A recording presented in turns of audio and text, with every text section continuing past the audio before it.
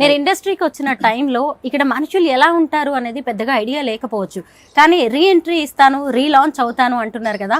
ఇప్పుడు ఎవరినైనా ఎలాంటి సిచ్యువేషన్ అయినా ఫేస్ చేసేంత ధైర్యం మీకు వచ్చేసింది, ఆ మెచ్యూరిటీ కూడా వచ్చినట్టేగా కనిపిస్తుంది. ఇక మీదట మీ స్టెప్స్ ఎలా ఉండబోతున్నాయి? అంటే నేనేదో చాణక్యుడి లాగా పథకాలు వేస్తానని చెప్పాలి కానీ యాక్చువల్ నాకు అన్ని తెలివితేటలు లేవు. బేసిక్గా నాకు అన్ని తెలివితేటలు ఉంటే నిజంగానే నేను పొలిటికల్గా క్యాప్చర్ చేసుకొని ఒక పవర్లో ఉండేదాన్ని. సినిమా ఇండస్ట్రీని గ్రాప్ చేసి ఒక కెపాసిటీనో ఒక స్ట్రెంగ్తో ఒక 4-5 ఇల్లు 4-5 కార్లు కొనుక్కునేదాన్ని. చాలామంది అనుకుంటారు నాకు చాలా తెలివితేటలు ఉన్నాయని, but very unfortunate fact is నాకు అన్ని తెలివితేటలు లేవు. I'm like A normal other girl అంతే.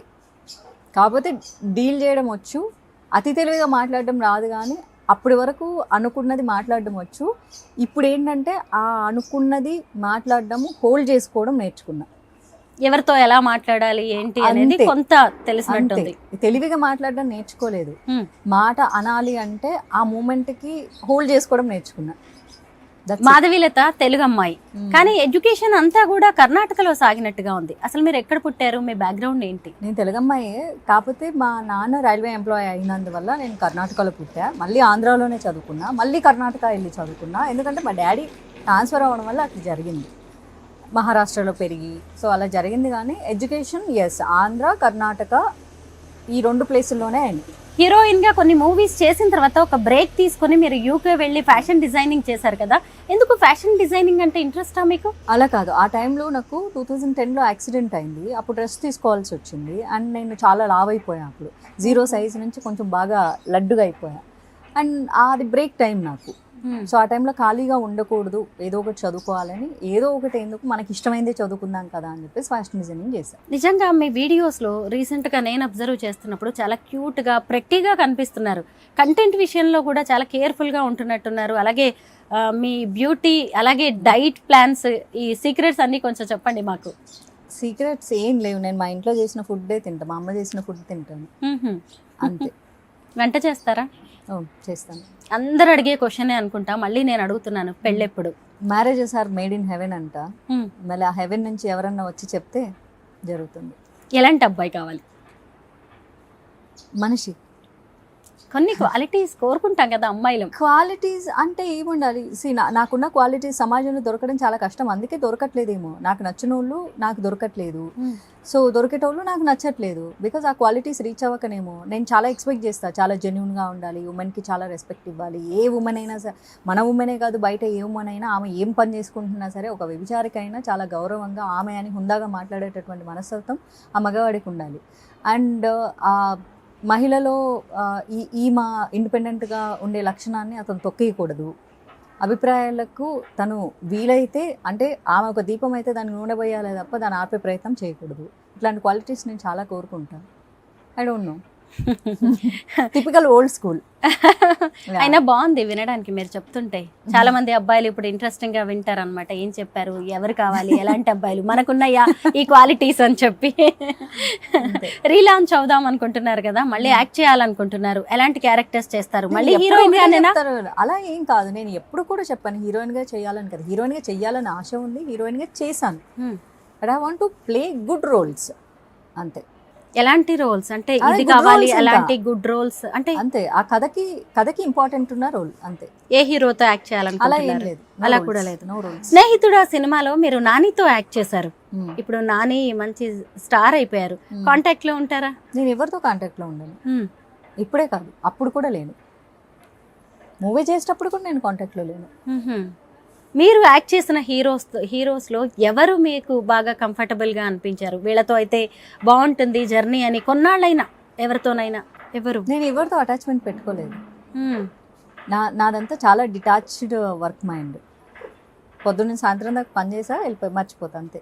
ఎలా బిజీగా ఉంటారు? మీ డైలీ రొటీన్ ఎలా ఉంటుంది మాధవి గారు? నాకు నేను బిజీగా పెట్టుకుంటాను, నాకు సరిపో 24 hours. ఫ్యాషన్ డిజైనింగ్ కోర్స్ చేశారు కదా, ఇప్పుడు కాస్ట్యూమ్స్ కూడా డిజైన్ చేస్తున్నట్టున్నారు. నాకు నేనే డిజైన్ చేసుకుంటా, ఎవరికి చేయను. అంటే ఎక్కువగా ఏ క్లోత్స్ అంటే అది మీకు ఫిట్ అవుతుందో వాటినే ఎక్కువగా ప్రిఫర్ చేస్తూ ఉంటారు. ఎగ్జాక్ట్లీ. సినిమా ఇండస్ట్రీలో ఎవరైనా అడుగుతూ ఉంటారా మిమ్మల్ని? లేదు, ఎందుకంటే నేను ఫ్యాషన్ డిజైన్ స్టైలింగ్ చేస్తానని ఎవరికి తెలియదు కదా.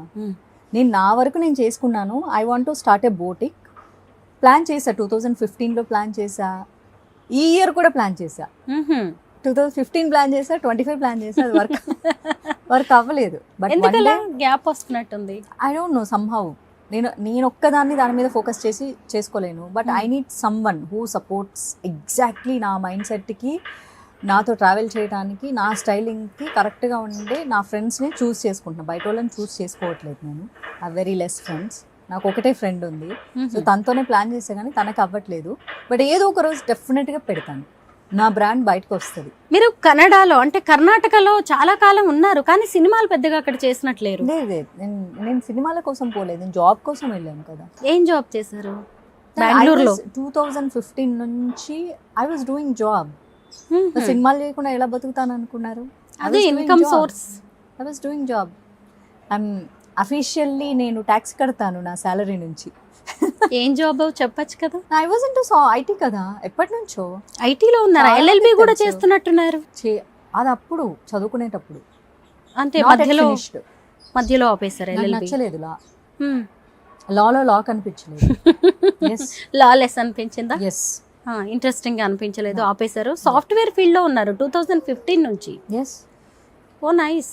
అయితే చాలా బిజీగా ఉన్నట్టే. కంపెనీస్ షిఫ్ట్ అయ్యాను. అది ప్రపంచానికి చెప్పాల్సిన అవసరం లేదు. బికాస్ ఇప్పుడు సినిమా చేస్తే సినిమా అనేది ప్రపంచం చూస్తుంది, సోషల్ మీడియా ప్రపంచం చూస్తుంది. ఇలా మీ ఇలాంటి వాళ్ళు ఎవరైనా అడిగినప్పుడు ఏం చేస్తున్నానంటే జాబ్ చేస్తున్నాను అని చెప్తాము. సో దాన్ని తీసుకొచ్చి ప్రపంచం మొత్తంకి నా ఇంటి వాళ్ళకి తెలిస్తే చాలు, నా ఫ్రెండ్స్కి తెలిస్తే చాలు కదా. నేను ఐటీ కట్టేటప్పుడు నా ఆడిటర్కి తెలిస్తే చాలు కదా, ఊరందరికీ తెలియాల్సిన అవసరం లేదు కదా. మాధవి గారు, అసలు లైట్స్, కెమెరా, యాక్షన్, అలాగే సినిమా ఇండస్ట్రీ నుంచి మీరు ఒకేసారి ఐటీ ఫీల్డ్ వైపు వెళ్ళి జాబ్ చేయడం అంటే ఎలా ఉంది? బాగుందా మీకు అదంతా? బాగేం లేదు, నాకేం ఇష్టపడి వెళ్ళలేదు. It's for just bread and butter, అంతే. బతకాలి కదా. రియల్లీ? అంతే. మళ్ళీ ఎందుకు ఇండస్ట్రీ? డబ్బులు కుక్కని కొడితే రావు, డబ్బు చెట్లకు కాయవు. This is simple thing. చాలా మంది అంటారు కుక్కని కొడితే డబ్బులు రాలుతాయి, చెట్టుకి డబ్బులు కాస్తాయి, ఎవరో జనాలు ఇచ్చేస్తారు. ఎవరు రారు. మన పని మనమే చేసుకోవాలి, మన తిండి మనమే తినాలి. సో నా కష్టం నేను చేస్తే, నా కంపెనీ నాకు శాలరీ వేస్తే, మా అమ్మ వండి పెడితే నేను తింటాను. ఇది నిజం. ఈ నిజం చాలామందికి డైజెస్ట్ అవ్వని వాళ్ళని ఒప్పించడానికి నేను ఇక్కడ లేను. ఎందుకంటే నేను నా కోసం ఉన్నాను, ఎవరి కోసం లేను. నేను నా కోసం, నా ఫ్యామిలీ కోసం ఉన్నా. నాకు ఏదైనా చెప్పాలనిపిస్తే మన సోషల్ మీడియాని వాడుకొని జనాలకు చెప్తా. That's it. మాధవిలత సినీ ఇండస్ట్రీలో ఒక హీరోయిన్ గా, యాక్ట్రెస్ గా మంచి పేరు తెచ్చుకున్నారు. అలాంటి మాధవిలతకి అవకాశాలు లేకపోవడమా, లేదంటే ఉన్న వాటిని సరిగ్గా ఉపయోగించుకోలేక బ్రెడ్ అండ్ బటర్ కోసం జాబ్ చేయాల్సిన పరిస్థితి? నేను జాబ్ చేస్తున్నానండి, నేను అడుక్కుని తినట్లేదు. బాగుందండి, జాబ్ చేయడం గ్రేట్ థింగ్ కదా. అదే అంటున్నా. నేను ఏదో కష్టపడిపోయి, పాపం చాలా మంది కష్టపడ్డట్టు చెమట వచ్చి ఎంతో కష్టాలు పడి వాళ్ళ లైఫ్ని లీడ్ చేస్తుంటారు. వాళ్ళందరికంటే నేను గాడ్కి నేను చాలా థ్యాంక్ఫుల్. నేనేం అంత కష్టపడి చేయట్లే. ఓకే, నా ఫ్రెండ్స్ దగ్గర ఫీల్ అయ్యా ఫ్యూ ఇయర్స్ బ్యాక్, నిజాయితీగా ఉంటే ఎవ్వరు పని ఇవ్వరు, మనకి నిజాయితీగా ఉంటే అసలు డబ్బులే రా అంటే, ఎందుకు అలా అనుకుంటావు, నువ్వు మంచిగా చదువుకున్నావు కదా, మన కంపెనీలో చేసుకో అన్నారు. Okay fine. నేను బయట వాళ్ళ దగ్గర ఎప్పుడు లేదా, నా ఫ్రెండ్స్ కంపెనీస్లోనే నేను వర్క్ చేస్తాను. But I work from home. నేను మళ్ళీ ఆఫీసులకు వెళ్ళి కూడా పని చేయను. దీపం ఉన్నప్పుడే ఇల్లు చక్కబెట్టుకోవాలని చాలా మంది హీరోయిన్స్ కావచ్చు, యాక్ట్రెస్లు అనుకుంటూ ఉంటారు కదా. మీకు ఎప్పుడైనా అలాగా జాగ్రత్త పడాలి ఇప్పుడే అని ఇండస్ట్రీలో ఉన్నప్పుడు అనిపిస్తుంది? రాత్రి నిద్రపోయే ముందు అనిపిస్తుంది, తెల్లారాక మర్చిపోతారు మళ్ళీ మామూలే. సుమన్ టీవీలో మీ పర్సనల్ అండ్ బిజినెస్ ప్రమోషన్స్ కోసం కింది నెంబర్కి కాంటాక్ట్ చేయండి.